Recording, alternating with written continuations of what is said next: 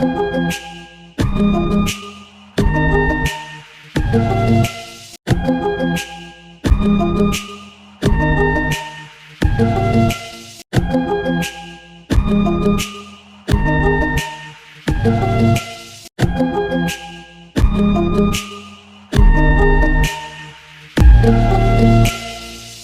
oi, hello and welcome to another video for GG.CO.UK, again kindly sponsored by Boyle Sports.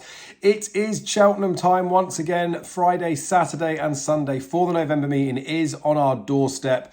It's always a good week when Cheltenham's coming back, but especially so when the November meeting comes around. We know the start of the season can be a little bit of a slow burner. We've had a bit of good ground dotted about early this season, but still we have seen some fantastic performances up to now, and this weekend is just going to raise that bar even higher. In this video, I'm going to share with you the races across the 3 days and briefly talk about previous winners and where they've gone on to taste success at the Cheltenham Festival. And then I'm going to talk a bit more in detail about specific trends for the Greatwood Handicap Hurdle on Sunday and the Paddy Power Gold Cup on Saturday.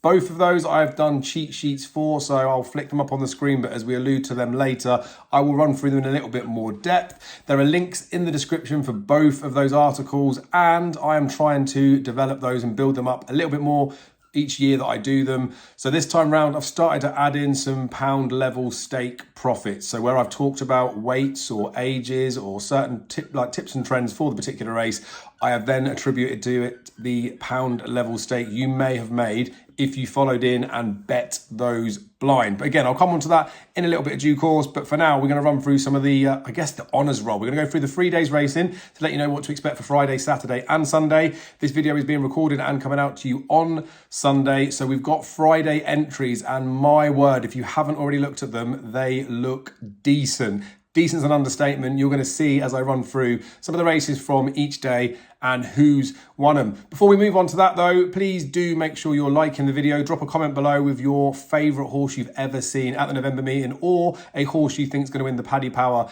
and Greatwood Hurdle. If someone manages to do the double, I will speak to GG.CO.UK and see if we can get you a free cookie. Also, make sure you are subscribed to the channel, because why wouldn't you be? Lots of good content coming up this season. But look, without further ado, let's just run through the few days. Won't be going too much in detail. It won't be a preview bit. We'll be back for the weekend watch on Thursday. But look, there's some seriously good racing. They've shuffled it around a little bit. The slower chase used to be on the Sunday. Used to be my favourite day of the three to go to because it was the cheapest. It was a bit quieter, but you'd still have top quality action.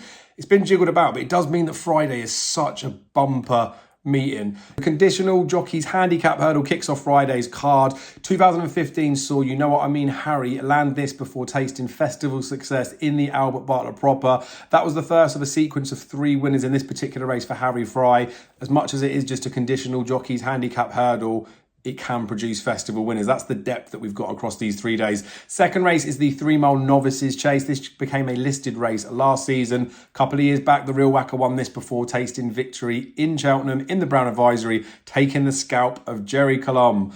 Oh, that's difficult to say. But we've seen class in this race in the past too. 2016 saw Thistlecrack take this before 2 runs later winning the King George as a novice. Didn't, of course, make it to be the Gold Cup runner as a novice to do what Coneygree did a few years before. But we know how good Thistlecrack was. Again, that's the class we can see in here. The year before that, 2015, we saw Intempore 2 come second to Paul Nicholls' Vincente. He went on to win the Ultima that year, and he came back 12 months later to retain that crown. He won 2 Ultima handicap chases, having started out, or pretty much started out in this race. We also saw Black Lion fall in that 2015 race behind Vincente. He came back in March to win the RSA. It was the RSA, then the now Brown Advisory, and ran just ahead of Shane's Hill. So again, it shows the strength in depth that goes further than just the winner in these races. Slower chase, the touchdown's been moved from Sunday to Friday. Last winner of this to go on to taste Cheltenham Festival success was Put the Kettle On 2020 and 2021. And before that, we could never forget this. Sprinter Sacra came back to win the slower chase and then came back to win the champion chase. And they say they never come back.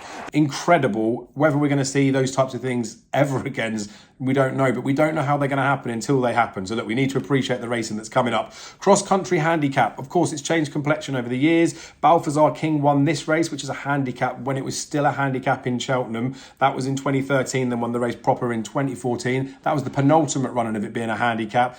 The first year, I think it was when it wasn't a handicap, Josie's Order won this in 2015, and then in 2016 won at Cheltenham. Tiger Roll was fourth in 2018 before winning at the Cheltenham Festival.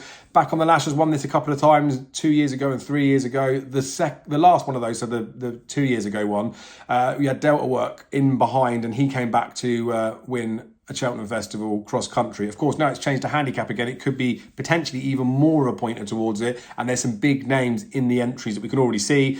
The last best race on the Friday really is the Hyde Novices Hurdle. You go back to 2005 to find a Cheltenham Festival winner of this race and at Cheltenham Festival, and that's Blackjack Ketchum, who took the Hyde Novices Hurdle before going on to win the Albert Bartlett in 2026. I was going to say 2006. It'd be good if I could predict that one, wouldn't it? Saturday, good racing again. It is the Triumph Hurdle Trial to kick things off. This is probably one of the best trials for British horses going into the Triumph. We've got 2016 and 2017.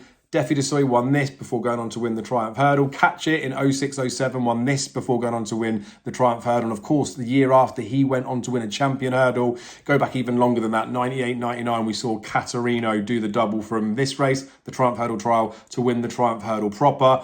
We've also got an Arkle trial on this meeting, so Put the Kettle On's going to get another mention. Yes, she loved this meeting. 2019 and 2020, she came here to win the Arkle trial, the Arkle proper, and of course, then came back to win a slower chase and came back to win a champion chase. Incredible. Go back a little bit further than that. I say a little bit, it's the turn of the millennium. It is Azertia, 2002, and then 2003 won the Arkle trial and then the Arkle, and did the same thing as Put the Kettle On. Didn't come back for the slower, but won the champion chase the year after. That is the calibre of horses we can see in that Arkle trial. It's incredible. The Paddy Power Gold Cup, a big one. Imperial Commander won a Gold Cup after winning this race. You will not get many horses that can do that. But again, it shows the class of horses that contest these types of races. There's an intermediate hurdle in here as well, which I think is worth mentioning. There'll be plenty of horses I've probably missed that ran in behind in there. But of course, there's only so long we want to keep this video. But in 2022, Cool Coldy won the plate, and he won this intermediate handicap hurdle in 2017. So again, a long time between those races, but it just goes to show how good the horses are that win these races and potentially how long that form can hold up.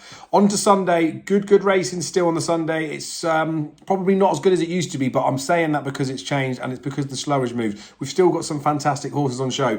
The Middle Trip Novices Chase back in the past used to not be a handicap. More of that won it before trying to go on to win an RSA stroke Brown Advisory. But last year was the second year of it being a handicap. We saw Ginny's Destiny win the race and we saw Krabilly fall in there. Now, look, they didn't win at the Cheltenham Festival, but we had a Turner's runner-up in Ginny's Destiny and we had a plate runner-up in Krabilly. So second year of it being a handicap. Who knows what weapons might be targeted at this year and where they might end up in March too. So look, there could be depth in behind.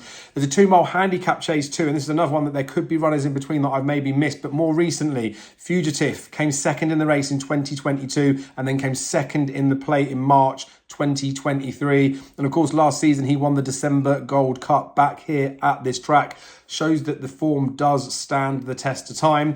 Greatwood Hurdle, for me, always I associate it with Rooster Booster. Champion hurdle winning Rooster Booster won a Greatwood Hurdle. We've got a Triumph Hurdle winner in here as well, Detroit City, that came and won a Greatwood Hurdle. So look, there will always be some lower weight horses that can potentially go win in a Greatwood. We'll come on to that when we talk about the trends in a second, but there are some big names that have won a Greatwood Hurdle. And again, sometimes we don't know how big they are, but of course with these two, we knew how good they were before they came and did the deed. And then the bumper, right? The last time a British runner won the champion bumper, it was Ballyandy in 2016 for Nigel Twister-Davis. He won this particular race before he went at Newbury as well and then came back to win at Cheltenham. So look, I'm not getting on to say that we're going to see the Cheltenham Festival bumper winner in this particular race, but we do see some of the best of the Brits bumpers running in here, and who knows what may be unleashed this year. Now, I'm going to move on to talking about some of the trendy bits because I said I would. You better click the links, again, as I've said, in the description so you can find out a bit more detail about each of these, but I'll pull up the bits on the screen and I'll run you through some quick trends for these ones. as I say, when you read the articles, I've put some pieces in there to talk about why these trends and things are important, talking about stakes and how it could potentially make you money for following things in terms of systems. Look, it doesn't necessarily mean it's going to guarantee us to find the winner this year, but it can be insightful and, I guess, interesting to know that there may be certain patterns that do seem to follow trend. Because, of course, trainers are targeting horses towards this, so they may be setting their horses up in terms of preparation, on the types of ratings they want to get them into, like the bands, even the weights they might be carrying if trainers put other horses in there. But look, I'm waffling a little bit on that. We'll talk quickly about the Paddy Power Gold Cup. So look, there's 7 key trends that pull up on this particular race. We've got them listed on the cheat sheet, which I've pulled up on the screen now. Second one, I need to speak to the site because there's a little bit of a typo in there, but it's fine. I can tell you what it says. So the trend 1, they've won between 2 mile 3 and 2 mile 5. I mean, most people are going to tick that box, aren't they? We've also got horses. The second one, this is where there's a bit of a typo, but they should have won at Cheltenham, and preferably they've run here 3+ times. They're likely to have won at least twice over fences. Has raced fewer than 10 times over fences, so slightly less unexposed horses or slightly less exposed horses, is carrying either 10 stone, 13 or 11 stone. That'll be another one that when you delve into it further, I will put some meat on the bones of that one. It seems like quite a niche to pick a £2 weight swing, but I can follow that up. Is rated either 146 or 147, so again, imagine how niche that is and what are the chances of getting a 10 stone 13 or an 11 stone horse with that rating. But look, such horses have been profitable to back this century. So again, from where trainers try and pitch their horses, that's not a bad band. And 3 winners have come from 9 runners that ran in the Colin Parker at Carlisle. So that could be interesting for a particular horse that ran in that race this year that should be coming in here. Could be good pointers, but again, you can read this. You can click the link in the description. There is some good bit when you read into it, and you've got the cheat sheet to save on your phone if you need it too. The Greatwood Hurdle looks very different. We've got 4 little big boshes in there because there's not as many short, specific, sharp trends. But again, I've gone into the depth. I can show you some pound profit lossy bits. There's some interesting pieces in there that I think they're well worth reading. But to quickly surmise what we've got here, trend 1, they will be aged 7 years old or younger, and there is a big preference for 5-year-olds. Again, I back that up with runners and strike rates. Most winners are priced between 9-2 and 12-1, and half of those were priced between 17-2 and 12-1. That price band has just been profitable to back blind this century. Trend 3, likely to have 8 or fewer runs and 2 or more wins over hurdles. Now, there are lots that don't necessarily tick the boxes for those types of ones, but again, probably you'd expect a big handicap like this. You'd get unexposed horses in it, but I've talked about those big names that have won in the past. They weren't hardly unexposed, were they? Trend 4, winners have won from a vast range of ratings, but 140 to 145 has provided half of the last 10 winners. So 5 of the last 10 winners have been rated within that band. Again, it's possibly niche. It depends what happens year on year, but that looks like a good window to be in. Right, that's going to wrap it up for this video. As I say, we'll be back on Thursday for the weekend watch. We'll be covering the Saturday's action. Andrew will have his tips out on GG.CO.UK with his fancies. Matty Sutcliffe's fancies, I'm no doubt across the 3 days, will be on GG's website too. So make sure you go check that out. Again, make sure you've liked the video. Make sure you are subscribed to the channel. Drop a comment below with, again, anything you like, and we will see you again very soon. Thank you for your support.